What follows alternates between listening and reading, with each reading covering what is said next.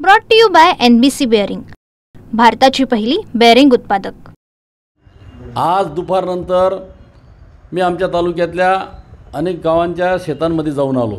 खास करून वरखेडे या गावाला अधिक नुकसान झालं होतं। तिथून मी आत्ताच चाळीसगावात पोहोचतोय।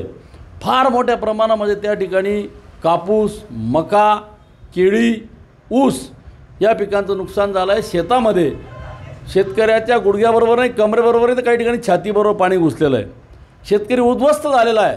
आणि असं असताना देखील या जिल्ह्यातले आमचे तीनही मंत्री आजच्या कॅबिनेटमध्ये हा जिल्हा ओला दुष्काळ जाहीर करावा या बाबतीमध्ये काही बोललेले दिसत नाही आहेत। नुकतंच रोहितदादा पवारांचं स्टेटमेंट आलेलं आहे की या सरकारने आजच्या कॅबिनेटमध्ये शेतकऱ्यांसाठी काही घोषणा करायला हवी होती, परंतु ती देखील आज झाली नाही। आणि दुर्दैव आहे, माझ्या जिल्ह्यातले तीनही मंत्री त्या ठिकाणी का बोलले नसतील। एकाने का डोळ्यावर पट्टी बांधली आहे, दुसऱ्याने का तोंडावर हात ठेवला आहे आणि तिसऱ्याने का कानावर दोघे हात ठेवलेत।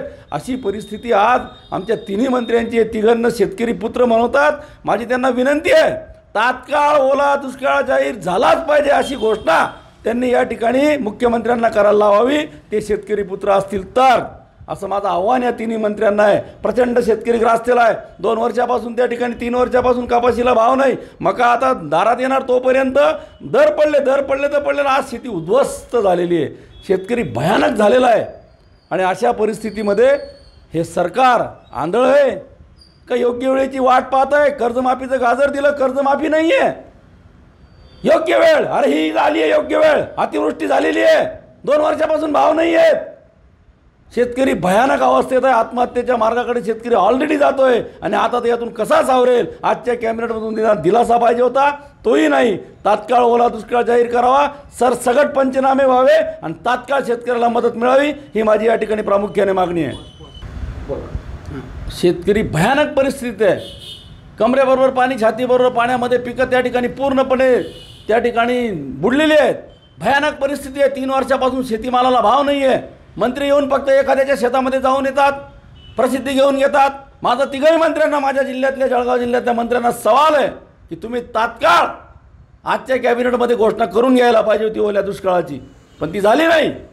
तिघही मंत्र्यांना माझं या ठिकाणी सांगणं आहे की तुम्ही विनाकारणचे 1500 कोटीचे टेंडर थांबवा, तुमचे पगार थांबवा आणि तात्काळ शेतकऱ्यांना या ठिकाणी जे काय घोषणा व्हायची ती होईल, पण सुरुवातीची मदत, अग्रिम मदत ज्याला आपण म्हणतो, ती तात्काळ देण्याचं काम या ठिकाणी करावं।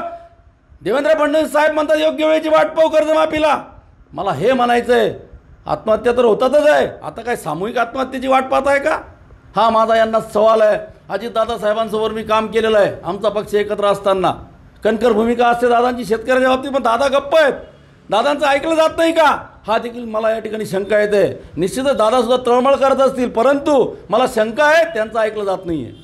शेतकऱ्यांचं सरकार आहे असं वाटतं का? हे शेतकऱ्यांचं सरकार आहे का असं वाटण्यापेक्षा हे सरकार धर्माधर्मात जातीपातीमध्ये भांडणं लावून, लोकांची दिशाभूल करून, वायफळ बोलणाऱ्यांची फौज उभी करून शेतकऱ्यांच्या मूळ प्रश्नाकडे बगल देत आहे। तात्काळ यांनी आज या ठिकाणी उद्याच्या उद्या अग्रिम मदतीची सुरुवात करावी, संपूर्ण ओला दुष्काळ जाहीर करावा, तात्काळ पंचनामे करावे, एवढी माझी या सरकारला आपल्या माध्यमातून विनंती आहे। अन्यथा शेतकरी त्या ठिकाणी हवालदिल झालेला आहे। आत्महत्या होत आहेत, सामूहिक आत्महत्येची वाट पाहू नये। Brought to you by NBC bearing, भारताची पहिली बेअरिंग उत्पादक।